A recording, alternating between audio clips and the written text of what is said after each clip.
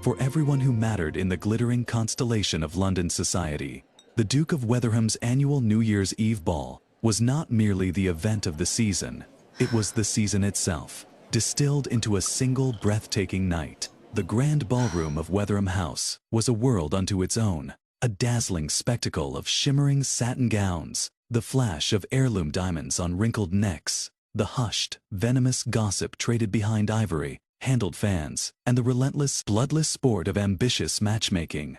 It was a night for forging alliances, crushing rivals, and securing futures. But for Lady Eloin Hartfeld, it was simply another Tuesday, another evening spent in her self-imposed exile, another night of being a ghost. Lonely as always, she had long accepted her unofficial title as the resident wallflower, a forgotten shadow condemned to drift through the opulent halls of the elite. For 3 excruciating seasons, she had honed the art of blending into the damask wallpaper, a skill born of necessity. Her quiet talents, the things that truly defined her, were utterly invisible to a society that appraised a woman's worth by the perfection of her face, the breadth of her dowry, and the strategic value of her family name. Her fluency in Italian and German, her profound understanding of classical music, her sharp, analytical mind. These were currencies with no value here. Here, beauty was the only coin of the realm. And Eloin, with her quiet demeanor and modestly pretty face, was a pauper. She had found a sliver of refuge near the sprawling refreshment table, a strategic position she had perfected over the years. It was not the chilled champagne or the jewel-like pastries that drew her, but the plausible excuse it provided for standing alone without appearing entirely pathetic. It gave her a task, a prop. Her gloved hands fussed with a glass of lemonade. She had no intention of drinking. The cool crystal a small, solid anchor in a swirling sea of anxiety. Around her, the year's new crop of debutantes, giddy and luminous, flirted with practiced ease, their laughter like the tinkling of tiny bells. Behind them, their mothers, the true generals of this social battlefield, whispered urgently, their eyes darting, calculating, and assessing every interaction. All of those calculating eyes, however, inevitably returned to one man, Duke Alistair Penrose. As the host, he was the sun around which this entire glittering solar system revolved. He was not merely a duke. He was the duke, the most powerful, eligible, and maddeningly rebellious peer in all of England. His fortune was legendary, his ancient title impeccable, and his disdain for the very society he ruled, palpable. And frankly, as he sat at the head table, flanked by the season's most ambitious beauties and their powerful families, he looked bored to the point of utter despair. His handsome face, which could have been carved from marble, was a mask of aristocratic indifference, but his eyes, a startling shade of stormy gray, betrayed a restless, caged energy. Eloin watched him, a fellow prisoner in this golden cage, and felt a strange, distant pang of kinship. She, too, was weary of the noise, the pretense, the crushing weight of expectation, giving up on the night, on the season, on the very notion that anything could ever change. She accepted her fate with the quiet resignation of a seasoned stoic. She was unremarkable, a footnote in a story where she was never meant to be a character. Resigned, she placed her untouched lemonade back on the table, preparing to slip away into the blessedly anonymous chill of the January night, her departure as unnoticed as her presence. Before she could make her escape, Eloin allowed herself one final sweeping glance of the ballroom, committing the scene to memory as a scholar might study a text. This was her peculiar pastime, observation. While others danced and flirted, she collected details, archiving the subtle tells and unspoken truths of the ton. She noted the way Lady Fitzwilliam's smile never quite reached her eyes as she spoke to her daughter's latest suitor, a wealthy but notoriously dull baron. She saw the slight tremble in young Lord Ashworth's hand as he lost another £100 at the card table in the adjoining salon, a loss his family could ill afford. She observed the desperate hope in the eyes of the debutantes and the cold, pragmatic appraisal in the eyes of the men who circled them. Her gaze drifted back to the Duke's table, the epicenter of the room's power. There sat the Dowager Duchess, Alistair's mother, a woman who looked as though she had been carved from a glacier and wore her disapproval like a mantle. Her face was a web of fine lines, not from laughter, but from a lifetime of frowning upon a world that perpetually failed to meet her exacting standards. Beside her, preening like a prize cat, was Lady Lavinia Beaumont. Everyone, from the highest-ranking aristocrat to the lowest-ranking footman, assumed Lavinia was the Duchess in waiting. She was breathtakingly beautiful, with hair the color of spun gold and eyes the blue of a summer sky. Her family's power was second only to the Duke's own. She was the perfect choice, the logical conclusion to the season's matchmaking equation tonight. Lavinia was a vision in ice, blue silk, her every gesture a study in poised perfection. She would lean in to whisper something in Alistair's ear, her lips nearly brushing his skin, only for him to offer a curt, non-committal nod in response. He seemed entirely immune to her practiced charms, his attention drifting over the heads of the crowd with a profound lack of interest. It was this detachment that fascinated Eloin. He was not just bored, he was actively disengaged, a spectator at his own coronation. She wondered what he was truly thinking, what it must be like to be the most coveted man in England, and to find the prize so utterly worthless. He caught the eye of a passing footman and gestured impatiently for more wine, his third glass in less than an hour. He was not celebrating. He was enduring. Eloin felt a sudden sharp pang of loneliness that was more acute than usual. It was one thing to be invisible, but it was another to feel a connection to the one person everyone else was watching, and to know that he, too, was profoundly alone. It was a foolish, romantic notion, the kind she usually suppressed with ruthless efficiency. She was Lady Eloin Hartfeld, daughter of a viscount, with a crumbling estate and a negligible dowry. He was the Duke of Weatherham. Their worlds were not meant to intersect. They were parallel universes, one bathed in eternal sunlight, the other shrouded in perpetual shadow. It was time to go. The fantasy had lingered long enough. Just as Eloin turned, gathering her cloak of invisibility around her for the final walk of shame towards the exit, a change occurred. It was not a loud noise, but a sudden absence of it. The lilting melody of the string quartet faltered, the notes dying in the air. The pervasive hum of conversation, the lifeblood of any society gathering, sputtered and ceased. A silence, profound and absolute, descended upon the ballroom. It was not a peaceful quiet. It was a heavy, suffocating weight, pregnant with confusion and alarm. Hundreds of heads, adorned with feathers, jewels and powdered wigs, turned as one, their collective motion as synchronized as a flock of birds taking flight. First, they turned to the I source realize of the this is disruption, sudden, but I must the be head honest table, about my feelings. where Duke Alistair Penrose was You now are the standing. only woman And I then, see in this like room. a slow, inexorable wave, their gazes followed the direction of his own, sweeping across the sea of glittering bodies, past the diamonds of the season, past the powerful matrons, past everyone of consequence, until they landed on her, on the nobody, on Eloin.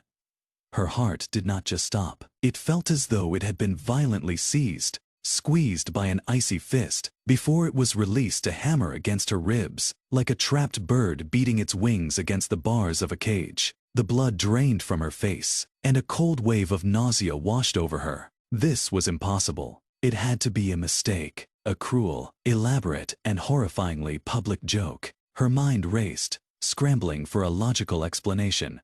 He wasn't looking at her. He couldn't be. He raised a hand, and he waved.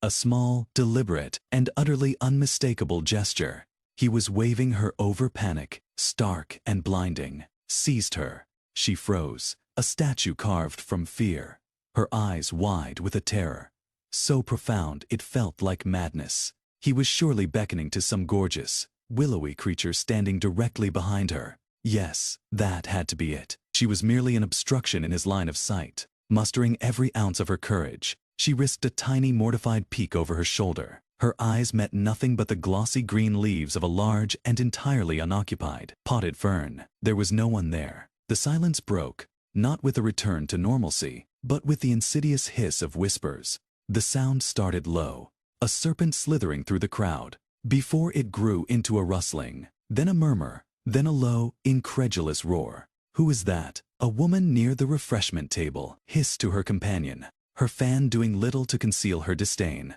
"A Hartfeld, isn't it? I heard they had to sell their London house. Aren't they completely broke?" Another voice, laced with malice, chimed in. "Good. Heavens, look at her gown. It must be 3 seasons old, a young man snickered. He can't possibly mean Fay. At the head table, the beautiful and ruthless Lady Lavinia, whose face had been a mask of serene confidence moments before, now stared with pure, unfiltered rage, her perfect features contorted into a poisonous mask of disbelief and fury. If looks could kill, Eloin would have been incinerated on the spot. Just as Eloin's legs finally unlocked, preparing to flee the ballroom, to run from this inexplicable nightmare, and never stop, the Duke's voice cut through the rising tide of whispers. It was not loud, but it possessed a calm, resonant clarity that commanded absolute attention, silencing the entire hall for a second time. "Lady Eloin," he called. The sound of her own name, spoken by him, was a physical blow. It was a thunderclap that echoed in the cavernous space of the ballroom, and in the even more cavernous space of her own shock. He knew her name. This was no mistake, no abstract gesture. This was specific. This was directed. This was intentional. His voice rang out again, leaving no room for doubt or misinterpretation. "Join me. There is a space right here, and I would value your company." Every word was a nail hammered into the coffin of her anonymity. He knew her name. He wanted Fay company. It wasn't a joke. It was a summons, a royal command. Now, every eye in the room was fixed upon her, not with the familiar sting of dismissal, but with a new and infinitely more terrifying expression, a burning, invasive, and rapacious curiosity. She was no longer a ghost. She was a specimen, pinned to a board for all to examine. The journey from the relative safety of the refreshment table to the Duke's exalted position felt like a mile-long trek across an active battlefield. Her legs, which a moment ago refused to move, now trembled so violently she was certain she would collapse.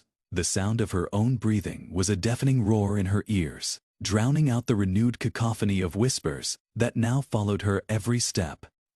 Each footfall was an agony, a monumental effort to move forward under the crushing weight of 1,000 judgments. She could feel their stares like physical touches, prodding and dissecting her. Her simple, unadorned gown felt like a pauper's rags. Her neatly pinned hair felt drab and lifeless.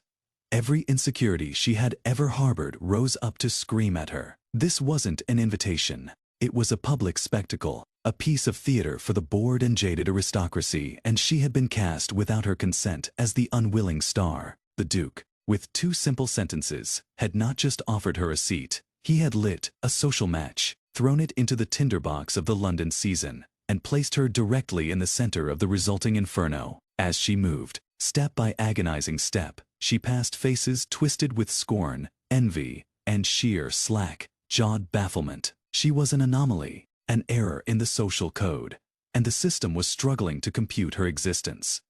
The walk was the longest of her life, and she knew, with a certainty that chilled her to the bone, that by the time she reached that table, her life would be irrevocably and perhaps ruinously changed. When Eloin finally arrived at the precipice of the head table, the atmosphere was so thick with hostility, it felt as though it could be cut with a dinner knife. This was not a table of revelers. It was a den of lions, and she had just been thrown into it. It was packed with the season's most powerful and influential people, a council of the elite, and at its head was the Duke's mother, the Dowager Duchess, a woman whose iron will was matched only by her famously venomous tongue. The Dowager's eyes, small and sharp like a hawk's, swept over Eloin, not with the detached curiosity of the other guests, but with a look of utter soul-withering contempt. She was not looking at a potential guest. She was looking at an insect that had crawled onto her fine china. Before Eloin could even attempt the clumsy curtsy that was dying in her paralyzed limbs, the Dowager spoke, her voice dripping with the cold, clear poison for which she was renowned. "Alistair," she said, the name a sharp icicle. "If you felt the sudden and inexplicable need for charity, you could have simply sent a check to her family. It would have been far more useful to them. There was no need to invite Fay to our table." The insult was so direct, so breathtakingly brutal, that it stole the very air from Eloin's lungs. The word, it hung in the air, a deliberate and dehumanizing barb, designed to strip her of any shred of dignity. The blood that had drained from her face now returned with a vengeance, flooding her cheeks with the hot, painful burn of humiliation.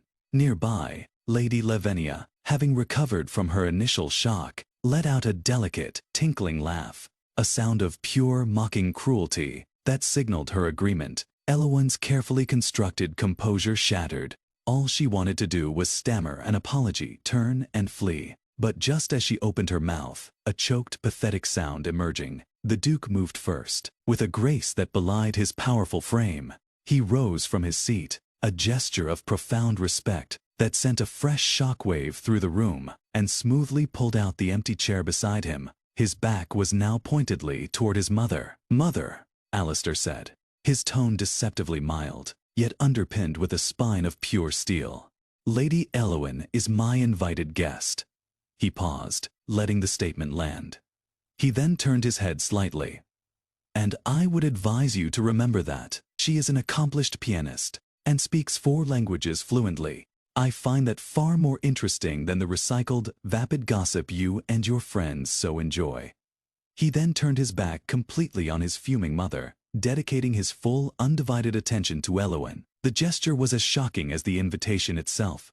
He had publicly rebuked the Dowager Duchess in defense of a nobody. He smiled at Eloin, a small, genuine smile that transformed his severe face, and gestured to the chair. Lady Eloin, her legs finally obeyed, and she sank into the seat, her body trembling.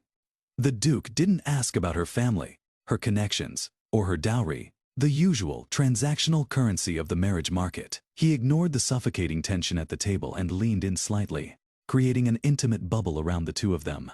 He asked about the controversial collection of Italian poetry she had been seen purchasing at Hatchard's, the kind society matrons deemed far too passionate and unbridled for a proper young lady. He asked for her honest opinion on a new German composer, whose work had been dismissed by London's conservative critics. He asked her questions that required not rote answers, but thought. He listened, truly listened, to her responses, his intense gray eyes fixed on her face, making her feel, for the first time in her entire life, like she was the only person in the room. For the first time in 3 lonely years, someone was seeing her Faye. Not the poor relation, not the plain face, not the forgotten wallflower, but the person underneath. Hesitantly, at first, her voice barely a whisper, Eloin found herself answering him. Then, with a flicker of growing confidence fueled by his genuine interest, she found her voice. She began to debate with him, to challenge his points, to share the thoughts and ideas she had kept locked away for so long. Her sharp mind, so long dormant and hidden, finally sparked to vibrant life. Across the table, the Dowager Duchess stewed in a thunderous, impotent silence. Lady Lavinia looked on, her beautiful features twisted into a mask of ugly, venomous jealousy. Eloin was no longer a wallflower. She had been given a voice, and in this world, a woman with a voice was a threat. As the grand, ornate clock at the far end of the ballroom began its slow, majestic climb toward midnight, a palpable hush fell over the assembled guests. The orchestra, which had been playing lively country dances, softened its tune before falling silent. A new energy filled the air, one of keen anticipation. It was time for the first waltz of the new year. Tradition, as unbending as iron, demanded that the host, Duke Alistair, open the dance. His choice of partner was not merely a dance, it was a monumental signal of his favor, a public declaration of his intentions for the coming season. Lady Lavinia, who had been sulking behind a facade of bored indifference, straightened her spine. A slow, triumphant smirk played on her perfect lips. She subtly adjusted her position in her chair, a predator preparing to receive her tribute. Her mother, Lady Beaumont, shot a knowing, victorious glance at the Dowager Duchess, a silent communication of a shared foregone conclusion. The choice was obvious. It was logical. It was necessary. To choose anyone else would be an unthinkable breach of protocol. The Dowager Duchess leaned toward her son, her voice a low, commanding whisper, meant only for him, but her intent clear to the entire table. "Alistair, enough of this foolishness. Do your duty. Lady Lavinia is waiting. The entire world is waiting."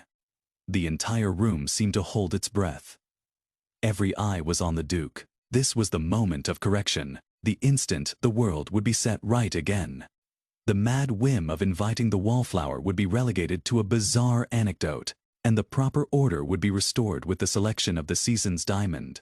Alistair stood, his tall frame effortlessly commanding the room's attention. He smoothed the front of his exquisitely tailored waistcoat, his face an unreadable mask. For a moment, he let the silence stretch, drawing out the tension until it was nearly unbearable.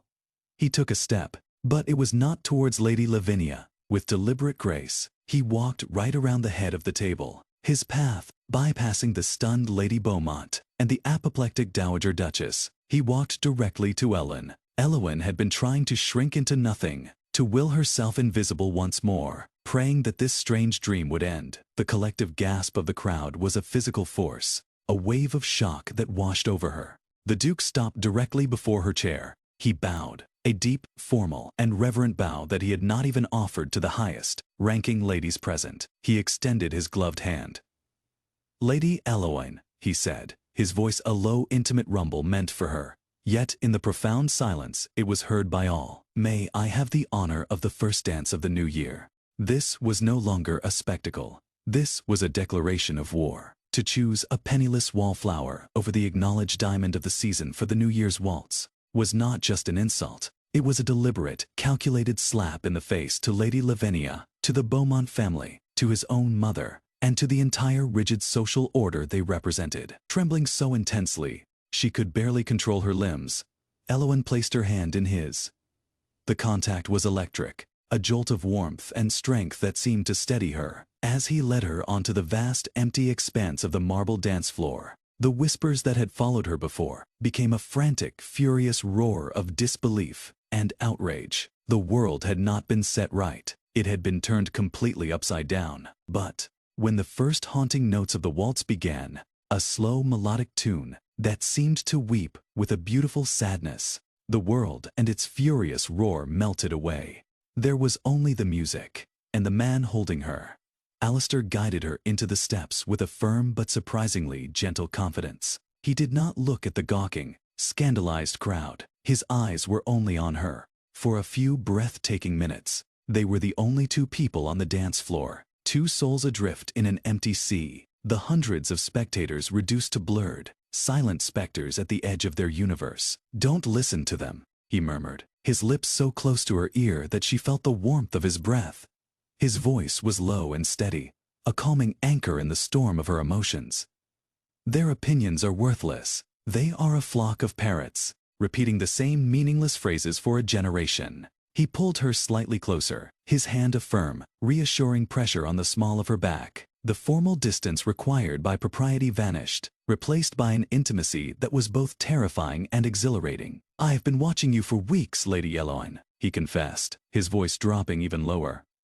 "Not just tonight. I've seen you in the park, at the theater, hiding in corners at other balls. Just as you were tonight, you hide, but you see everything. You listen. You think. You carry a book of poetry, not a dance card. You are not like them." In that moment, under the glittering chandeliers, he revealed a part of himself he kept hidden from the world. He confessed how much he loathed the superficial games of the court, the endless posturing, the crushing pressure from his mother and the crown to make a good match, a loveless, strategic alliance for the sake of the dynasty. He spoke of the suffocating loneliness of being a prize, an object to be won, his own thoughts and desires rendered irrelevant. In that moment, he wasn't a duke. He was just Alistair, another lonely soul trapped in a gilded cage, and he had recognized her as a fellow prisoner. The final, lingering note of the waltz hung in the air as the great clock began to strike 12, its deep resonant chimes ringing in the new year. The dance was over, but Alistair didn't let her go. He held her there, in the center of the floor, as the entire ballroom remained frozen, watching them. He leaned in closer, his gray eyes burning with an intensity that made her tremble. A look that promised he was about to shatter the last remaining rule of polite society. "Lady Eloin," he murmured, his voice low and deliberate, yet pitched with such precision that it carried across the silent room. "This has been a most interesting evening, but it is only the beginning." The clock struck its final chime. The music had stopped. The new year had begun. And then came the final blow. "Tomorrow morning, at 10 o'clock, I will be calling on your father. Be ready." For a heart-stopping second, there was absolute silence. Then chaos erupted. A formal call, announced so publicly, could mean only one thing: an official intention to court. It was a binding move, a public claim. Lady Lavinia looked as though she might genuinely faint from the sheer force of her rage, her face white as a sheet. The Dowager Duchess's expression was a mask of pure thunder. The Duke of Weatherham, the most powerful man in England, had just publicly and irrevocably tied his name, his reputation, and his future to a penniless, untitled, forgotten wallflower. The game had not just been changed, it had been utterly and completely upended. Eloin stood in the center of the wreckage, no longer a ghost, but the cause of a war.